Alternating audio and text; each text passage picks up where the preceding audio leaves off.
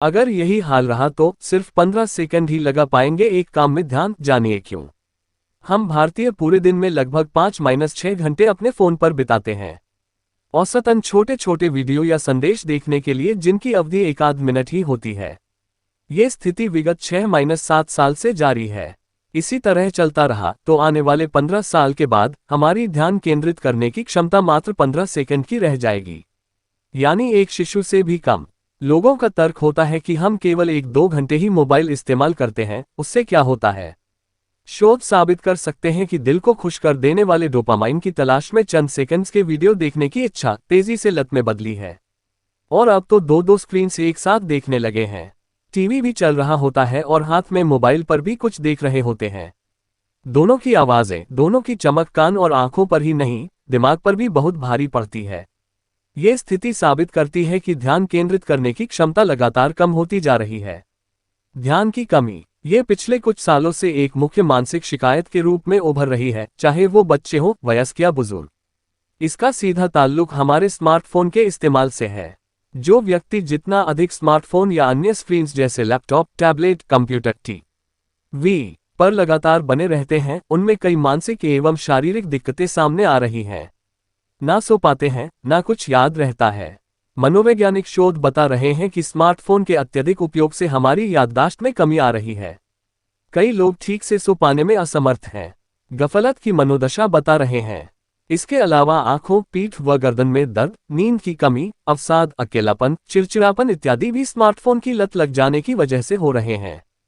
फिर भी इनकार है। मजे की बात यह है कि इन सब लक्षणों को बर्दाश्त करने के बावजूद हम में से कोई भी स्मार्टफोन के इस्तेमाल को कम या नियंत्रित करने के लिए तैयार नहीं है। आप चाहे जिससे पूछकर देख लीजिए, वो यही कहेंगे कि हमारा तो सारा काम ही फोन पर है। बच्चे कहेंगे हम तो इसी से पढ़ाई करते हैं, और गृहिणियां कहेंगी सारा दिन तो काम में ही चला जाता है, टाइम ही कहाँ मिलता है मुझे फोन चलाने का।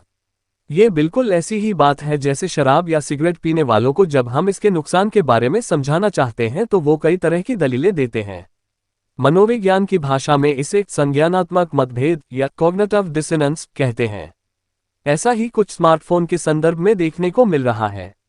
शोध इशारा कर रहे हैं कि यह नकारा जाना बहुत जल्दी जाहिर मनोरोगों का आधार बनेगा। बेचैनी, अवसाद, अकेलापन तो है ही, अलगाव, शरीर की सामान्य देखभाल तथा मानसिक विकास के प्रति लापरवाही भी मुंहबाया खड़ी होंगी। अस्थिर मन का तथ्य डराता है। आने वाले समय में मनुष्य के ध्यान की अवधि घटकर 15 सेकंड ही रह जाने की आशंका एक गंभीर स्थिति हो सकती है। सोचिए ऐसे अस्थिर मन के कितने भयावह परिणाम होंगे।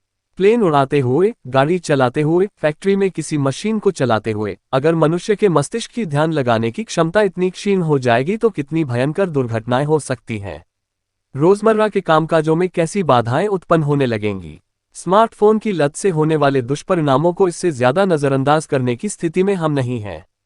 अभी भी हम सजग होकर कुछ कारगर उपायों की मदद से अपने मानसिक और शारीरिक स्वास्थ्य को बचा सकते हैं। पहले हम ये जांचें कि हमारा स्मार्टफोन का इस्तेमाल निम्नलिखित किस श्रेणी में आ रहा है। इस्तेमाल जरूरत पड़ने पर फोन को बात करने के लिए, संदेश भेजने के लिए, जानकारी प्राप्त करने या पढ़ने जैसे जरूरी कामों के लिए समय समय पर इस्तेमाल करना। जरूरत से ज्यादा इस्तेमाल जो काम स्मार्टफोन के बिना भी हो सकते हैं उनके लिए भी स्मार्टफोन का इस्तेमाल करना, जैसे कि किताब पढ़ना। स्मार्टफोन पर आश्रित हो जाना, काम न होने पर भी स्मार्टफोन को बार बार देखना, सोशल मीडिया चेक करना, स्मार्टफोन को अपने से दूर करने में असुविधा महसूस करना, रात में भी स्मार्टफोन को पास रखकर सोना।